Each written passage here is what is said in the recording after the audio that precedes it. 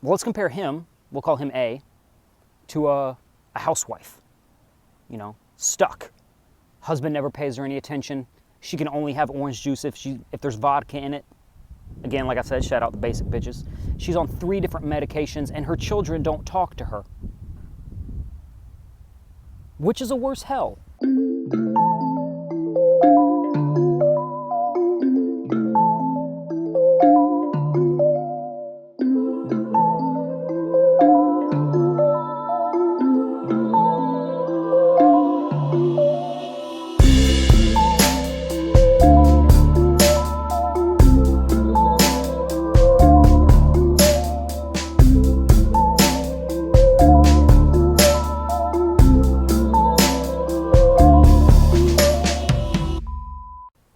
So I thought I'd, break the mold.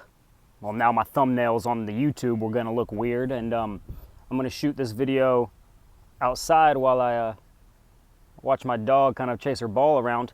What's up, pup? And on this episode, glasses always fucking tilt down. We're gonna talk about the possibility that life is actually fair. Ooh, what a concept, Zach. What a concept. At first, we have to be aware of our own thoughts and or what we say. Because 3 weeks ago, you'll tell somebody at a bar, as you're drinking that Moscow Mule, that you don't know what life is. But then 2 weeks later, a tragedy happens and you're all on Twitter saying life's not fair. Oh, that's just incongruent. You already said you don't know what life is, but you're so sure it's not fair. It's interesting. But we're going to formulate this episode on the back of a simple thought experiment. Okay? There's a person in apartment A who just lost their mom. There's a person in apartment B who just lost their cat. Who's more sad? And how would you come to such a conclusion? How would you arrive at that thesis, Brenda? Now, people want to have a gut reaction and say, well, clearly, Zach, the person that lost their mom's more sad. Are you so sure?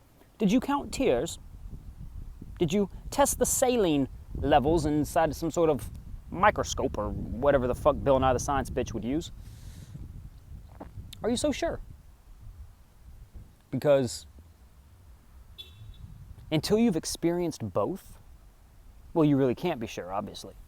But even if you did experience both, what makes you think that your subjective experience is the overarching, all-encompassing metric to rate everybody else's traumas? So we think about it, and we play it out with some options. What if person in apartment A never had a cat, and they weren't even close to their mom? And then person in apartment B had a really shitty mom and loved her cat. Well, now who's sad? There's so many different areas that this could be obviously subjective that there's really no way to be sure. Quite clearly, simply put, there's no way to be sure. So let's go ahead and kind of make this a little bit more of a exaggerated. Let me give you that whole thought experiment in like italics and bold print. Let's take a kid dying in Africa. Both parents got shot in some civil war. Their aunt came down with AIDS. He's a slave in the mines for the diamonds, for the blood diamonds back, shout out Kanye, Sierra Leone. And well, let's compare him, we'll call him A, to a housewife. Stuck. Husband never pays her any attention. She can only have orange juice if there's vodka in it. Again, like I said, shout out the basic bitches. She's on 3 different medications and her children don't talk to her. Which is a worse hell? Well, you might want to say the dying child, but again, that would be a gut response. You're not sure. What if life is actually fair? Hold on, screen problems here. Yeah, let's keep going here.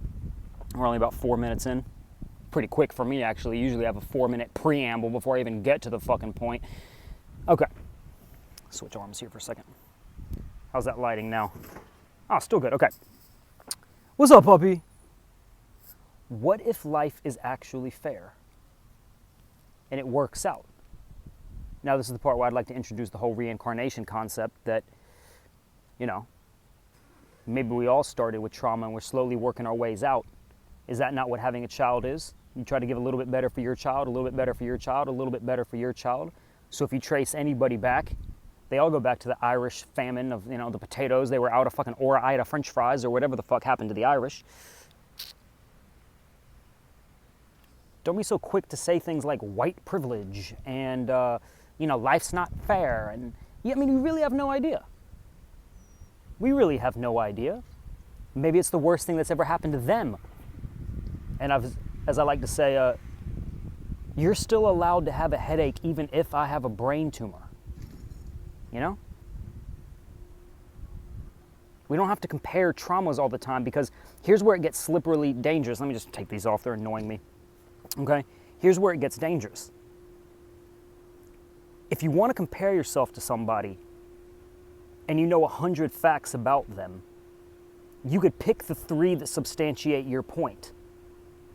Or you could pick the 97 that don't substantiate your point. It really doesn't even matter. Even if it's 50-50, you get to choose what you look at. And we all know reality is perception, or perception is reality. Whatever. Didn't mean to say that fortune cookie quote, all dyslexic. What is it? Perception is reality? You get to choose what you look at. People do that with politics all the time. They'll find the 6 weird quotes about Donald Trump saying this, doing that. We're going to let that motorcycle go by. Or we can pick the 6 quotes of Joe Biden that, he's pretty much just half asleep and a drone. And you can cherry pick. We're essentially talking about cherry picking. But when you compare traumas in order to make the assertion that life is not fair, you got there by cherry picking. Zach's mom, helps him out with the recording business, hibbity-hobbity, bibbity-bobbity. But yeah, I'm also cursed with OCD. I climbed out of the depths of being a fat fucking drug addict working at Taco Bell, and maybe my mom's a little bit proud of me and I earned that shit. Someone just got fired from their job. My dad just committed suicide. I like to think mine's bigger, but then I fall into my own trap. You see how easy it is. What if their entire reality and self-worth is crashing? We can make the subjective case that mine's worse because my dad's dead. Or you can make the subjective case that his trauma's worse, whoever lost their job in this example, that the person that lost their job's suffering more because they're still around in order to suffer in the first place. You could spin it either way. DJ Wick Wiki, DJ Wick Wiki.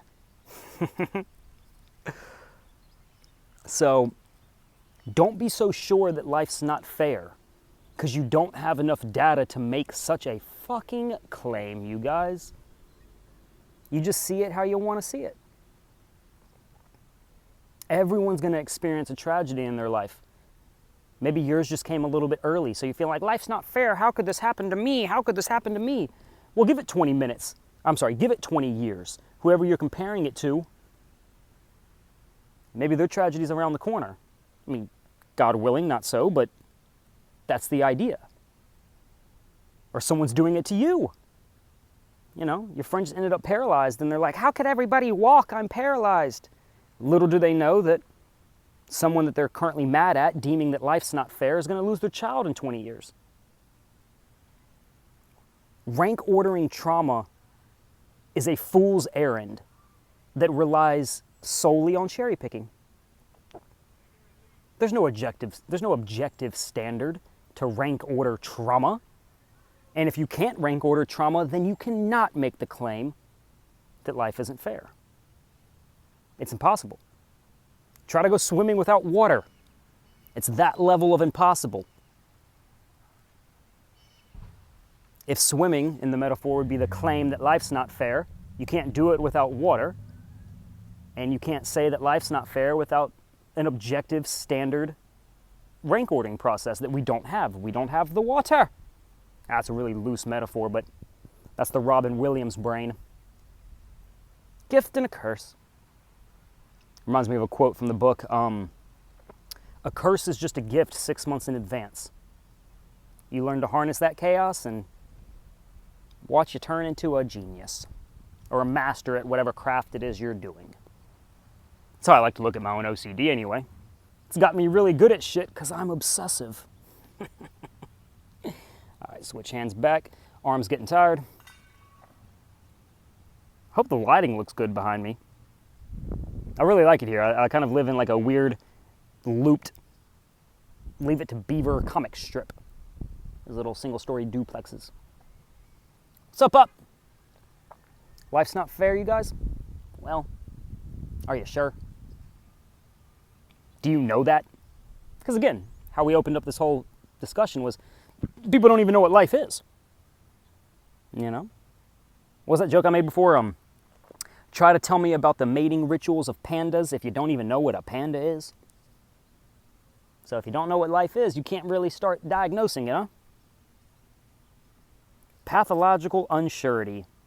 That is one of my curses right now. I don't know anything. I'm pretty sure I've got a foot. That's a joke I like to make. I'm pretty sure I've got a foot, but as someone said, that's really just a weird hand.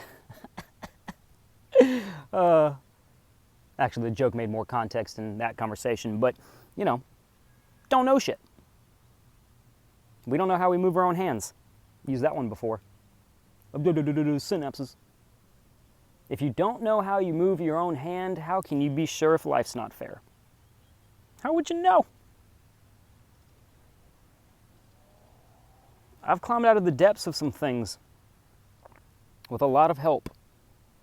A little bit of God, a little bit of Jordan Peterson, a little bit of good parents before my dad died. He was an awesome fucking dad. And just a little bit of common sense and mathematics, you know? If you're having any problems, drink water. Why, Zach? Because your brain's 82% that clear shit, so you might as well just start there, you know? What else you gonna do? Person in apartment A lost their mom, person in apartment B lost their cat. You have no idea who's more sad. No idea. Way too many externalities to really make such a claim. Now, maybe there's a bell curve and the majority of people are more upset with their mom. Yeah. But to make such a bold claim that life's not fair, you can't just operate in some sort of like weird ethereal majority that we kind of all agree on, but not really, because no one's ever really thought about it, you know? You would have to include the bell curve to say, you know, the entirety of the bell curve to, life's not fair. Don't be so sure. Comparing yourself to others is a fool's errand, because, just to reiterate that point for the wrap-up, it requires cherry picking. Ah, he's more successful than me. Yeah, but he's more lonely than you. Or, she's got more friends than me. Yeah, well, she's got no talent like you do. Or, they live in a nicer home. That's true, but they hate their lives every Monday through Friday. Or, he loves his job. I can't believe, like, what did he do? I wish I could get my college tuition paid. Yeah, fair enough. But someone helped you along the way with something else, so, you know. And he was raised by his grandparents with no dad. The reason he got his college paid was because, I don't know, it was all in the trust fund. So he got his college paid, don't got no parents though. He's basically the beginning of Batman. Shout out Elon. Don't be so sure that life's not fair. I think that's the wrap up. Time to go enjoy the sunset. Zach Sims, what's up? Holla at your boy.